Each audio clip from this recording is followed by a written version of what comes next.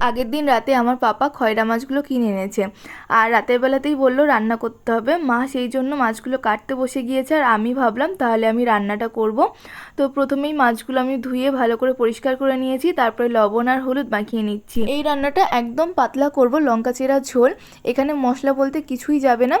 আর মাছে আজকে আলু দেবো, সেই জন্য আমি কয়েকটা আলুও কেটে নিয়েছি পাতলা পাতলা করে। প্রথমেই মাছগুলোতে আমি লবণ আর হলুদ মাখিয়ে মাছগুলোকে হালকা করে ভেজে তুলে নিলাম। এরপরে আমি কিছু আলু কেটে নিয়েছি পাতলা করে, আর কিছু লঙ্কা চিড়ে নিয়েছি।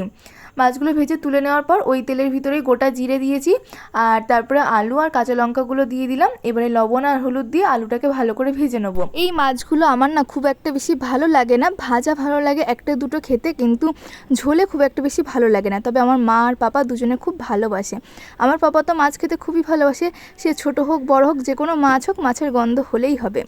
আলুগুলো ভালো করে ভেজে আমি এর ভিতরে জল দিয়ে দিয়েছি। ঝোলটা ভালো করে ফুটে উঠলে হলুদ আর ভেজে রাখা মাছগুলো দিয়ে দিলাম। আবারও ভালো করে ফুটিয়ে নেবো ঢাকা দিয়ে। তারপরে সব শেষে দিয়ে দেবো এখানে লবণ।